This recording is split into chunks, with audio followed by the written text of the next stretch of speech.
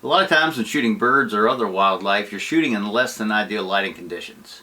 In order to get a proper exposure, a lot of times you increase your ISO. Of course, we all know that ISO can introduce noise to your images. I'm going to show you today how I can reduce noise in my image, but at the same time, I'll be adding sharpness. Stay tuned and I'll show you how it's done.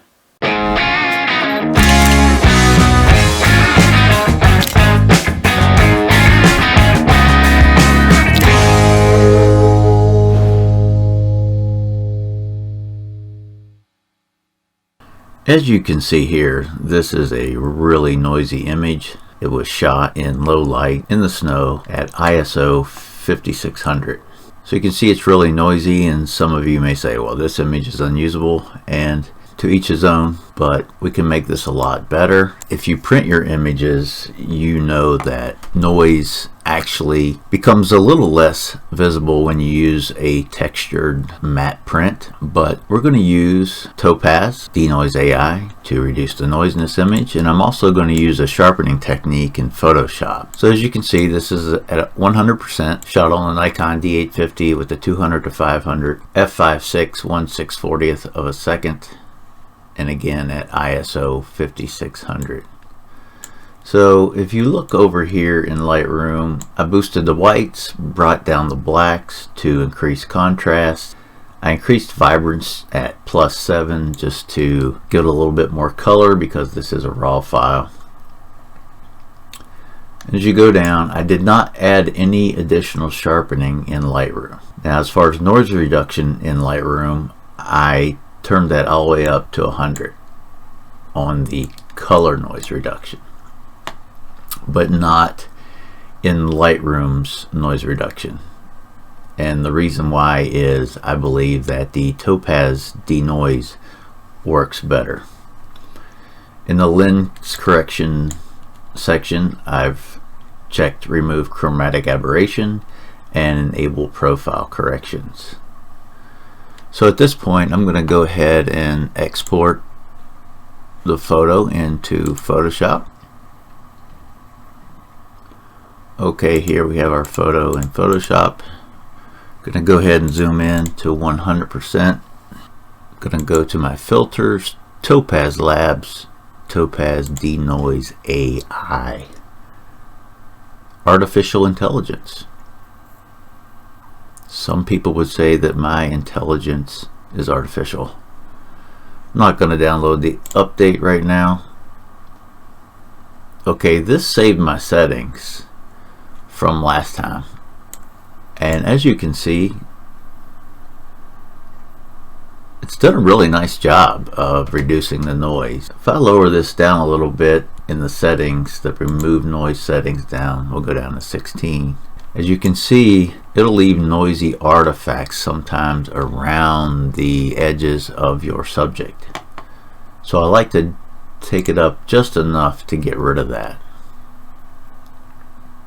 There's still a little bit here near the edges of the feathers or hair, or whatever you want to call it, here on this beautiful northern cardinal. But for the most part, it's looking really clean. But see how it sort of softens the details a little bit? I mean, Topaz does a really nice job. And some of you would say, hey, this is good enough. And in most cases it is, especially if you're just sharing on social media. When this gets downsampled by social media algorithms, it destroys a lot of your detail anyway. Now here we still have a little bit of noise out here, but I'm not going to worry about that too much. I'm going to go ahead and hit apply. Okay, the filter has been applied. Now we're back into Photoshop and we're at 100%, but see how clean the background is now. I'm going to zoom out a bit. When you zoom out here, the image looks pretty nice, but I just want to tweak it a little bit more, as I do intend to print this. Now a lot of you may say, hey, this looks good already, and it does. It doesn't look bad, but whether it's psychological or not, I like to apply a little bit of more sharpening to the image without adding noise. At least without adding any noise into the background. So I'm going to duplicate this layer,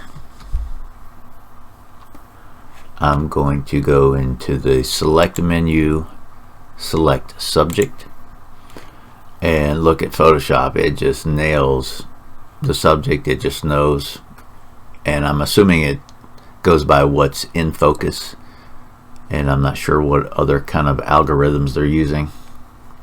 Go ahead and zoom out here,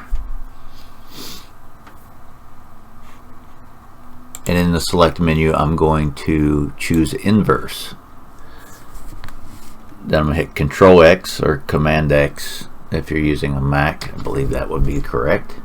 Now if I disable layer 0, this is all that's left in my selection.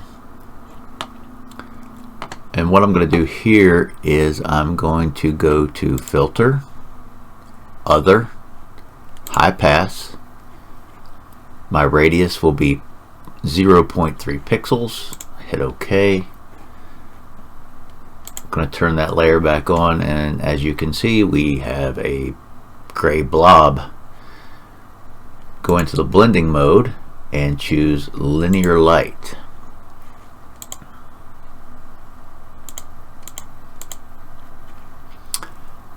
And we'll turn this on and off. We'll go to 100% so you can really see what's happening with the image.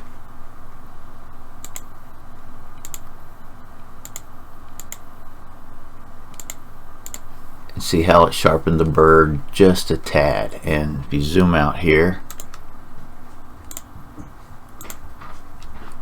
and again, I'm pixel peeping, but this image will look just fine if it's printed, and of course it's going to look okay on social media, again because of the downsampling and the smaller file size. Now the other things I'll do, I'll go in and maybe do some dodging and burning around the eye. Got a little snowflake here behind his head, and I would delete that and then I would crop. Now here's the final image that I edited previously, and I took the same steps that I just showed you. So I hope this helps.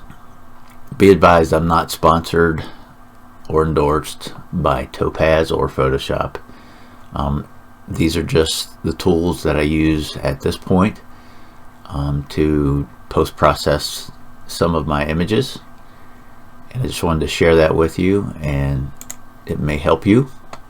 But again, I think it turned out really nice, especially for an image that was shot at such a high ISO on a very highly dense sensor such as the D850 at 46 megapixels. Everyone has their own methods of sharpening and reducing noise in their images.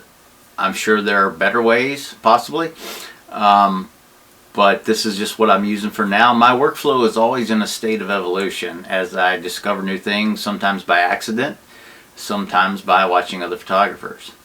But if you did find the information helpful, please give it a thumbs up, consider subscribing to my channel, and until next time, take care.